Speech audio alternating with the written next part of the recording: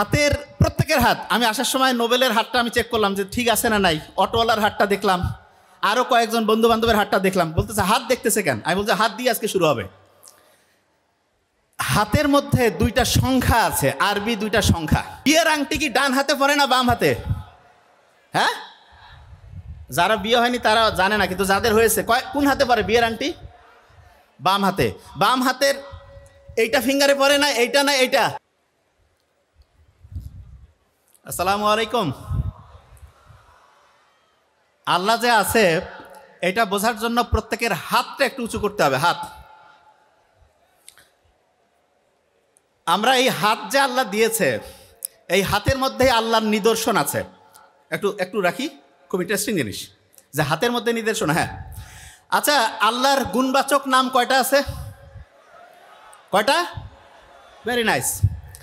আরবি যারা জানে, আরবি হাতের প্রত্যেকের হাত, আমি আসার সময় নোবেলের হাতটা আমি চেক করলাম যে ঠিক আছে না নাই, অটোওয়ালার হাতটা দেখলাম, আরও কয়েকজন বন্ধু বান্ধবের হাতটা দেখলাম, বলতেছে হাত দেখতেছে কেন? আমি বলছি হাত দিয়ে আজকে শুরু হবে। হাতের মধ্যে দুইটা সংখ্যা আছে, আরবি দুইটা সংখ্যা। যে কোনো হাত, ডান হোক আর বাম হোক, একটা একদম একটু সাইড করা একটা একের মতো একটা জিনিস আছে না, একের মতো। দেখি একটু হাতের দিকে দেখি। আচ্ছা, তার পাশে দেখবো যে এরকম করে মানে দুই টাই বাঁধলে যেরকম হয় এরকম করে একটা জিনিস আছে।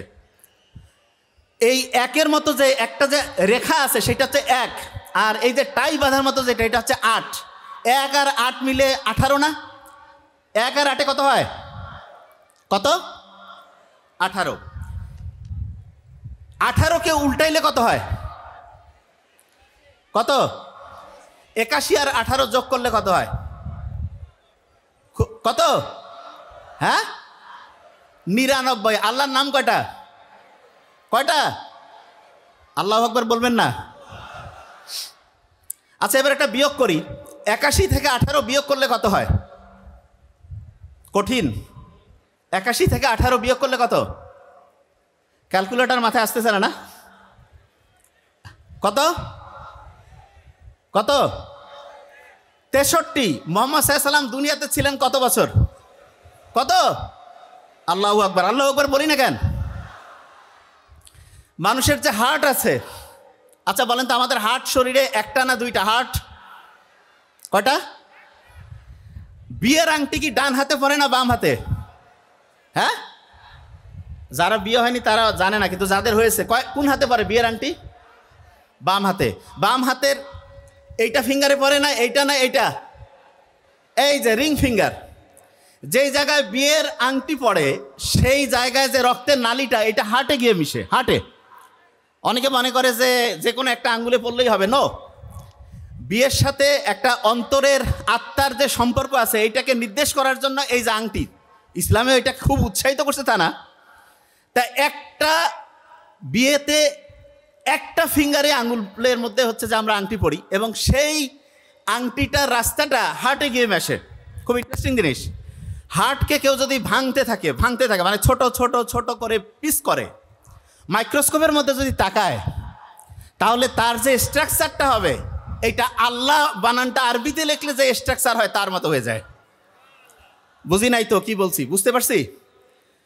হার্ট যেখান থেকে পাম্প শুরু করে, এই যে হার্ট যে প্রতি মুহূর্তে বিট করতেছে, ধুক ধুক ধুক ধুক করতেছে, এটা কি কাউকে বলতে হচ্ছে? অটোমেটেড করতেছে না?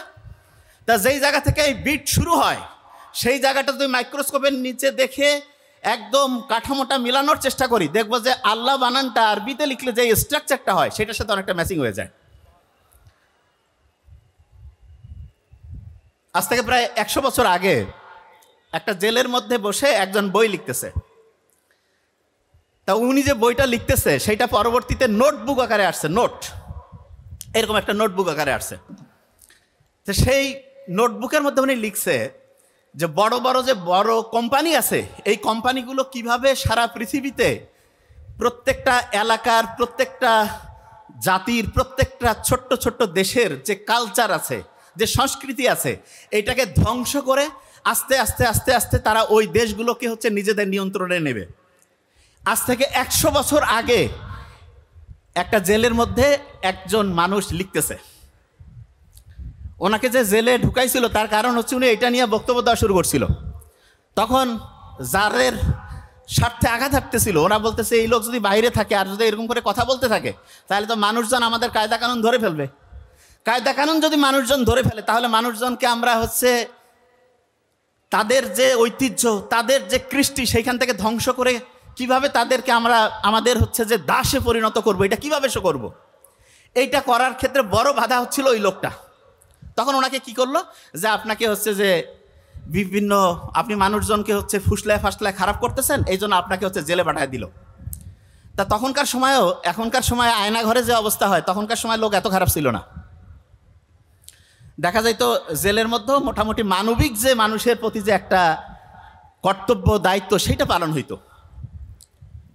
তো ওইখানে উনি লিখতেছে যে কিভাবে এই বড় বড় কোম্পানিগুলো বিভিন্ন দেশের যে ঐতিহ্য সংস্কৃতি এটাকে ধ্বংস করে দাসে পরিণত করবে।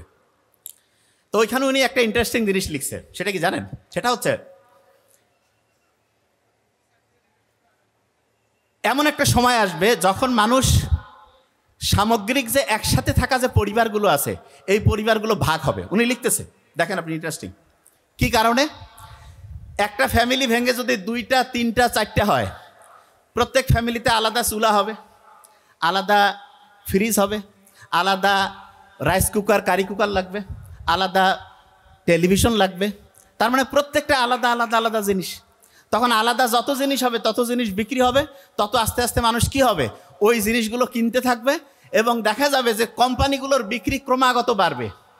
এবং মানুষ আজ থেকে আপনি চিন্তা করেন 30-40 বছর আগে আমাদের মা বাবারা আমাদের চাচা চাচিরা কত অল্প ইনকাম করতো, কিন্তু কত সুন্দরভাবে পরিচালিত হতো পরিবারগুলো।